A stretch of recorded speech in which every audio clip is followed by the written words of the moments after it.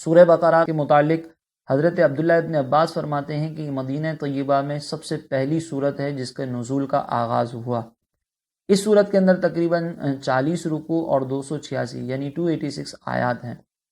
اور سورہ بقرہ اس کا جیسا کہ میں نے ذکر کیا کہ ہر جو صورت ہے اس کا نام اس میں موجود کسی نہ کسی مضمون سے مناسبت کی بنیاد پر ہی رکھا جاتا ہے۔ تو سورہ بقرہ میں آیت نمبر 67 سے 73 تک ایک واقعے کا ذکر ہے کہ کس طریقے سے بنی اسرائیل نے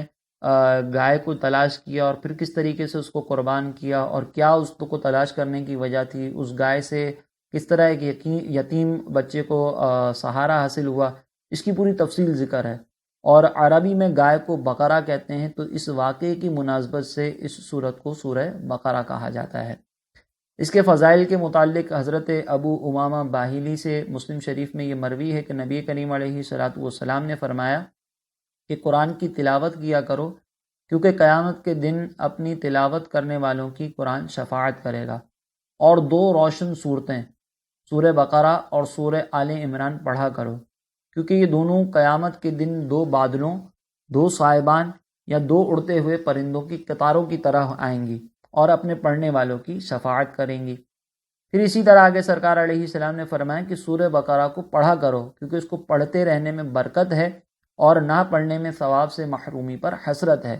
اور پھر مزید ایک بطور وظیفہ سرکار علیہ الصلوۃ والسلام نے گویا کہ ہمیں یہ تعلیم دے دی۔ ہمارے یہاں پر عموماً لوگ اس ٹینشن میں مبتلا ہوتے ہیں کہ شاید ہم پر کسی کی نظر لگ گئی، کسی نے کوئی جادو کروا دیا، اور پھر اس کے لیے عاملین کے چکر میں پڑ جاتے ہیں۔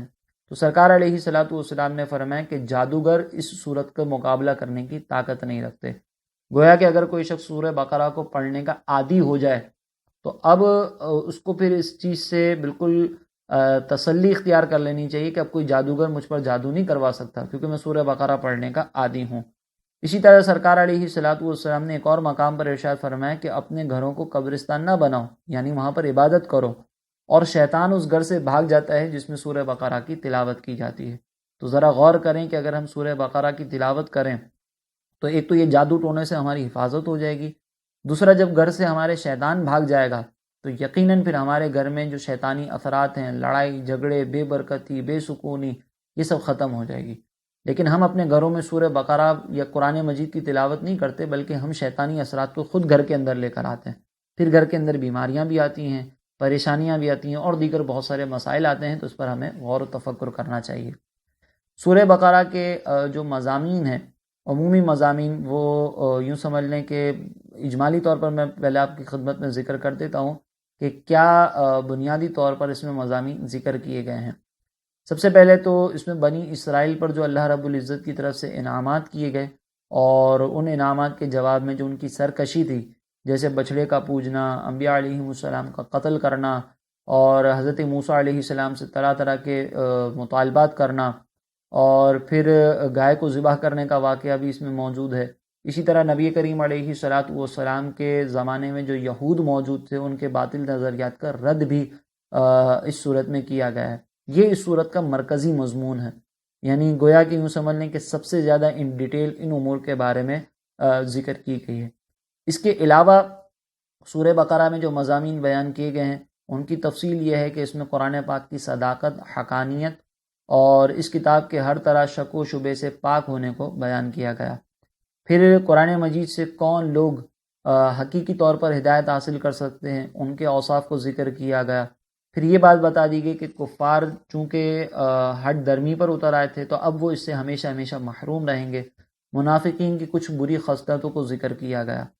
پھر اس کے بعد قرآن مجید میں شک کرنے والے کفار کو یہ چیلنج کیا گیا کہ وہ قرآن مجید جیسی کوئی صورت لے کر آئیں، اور پھر اس بات کو بھی ذکر کر دیا گیا کہ وہ قیامت تک اس سے عاجز رہیں گے۔ حضرت آدم علیہ الصلوۃ والسلام کی تخلیق اور فرشتوں کے سامنے ان کی شان کے اظہار کا ذکر بھی موجود ہے۔ خانہ کعبہ کی تعمیر اور حضرت ابراہیم علیہ السلام کی اس وقت جو دعا ہے، وہ بھی سورہ بقرہ میں موجود ہے۔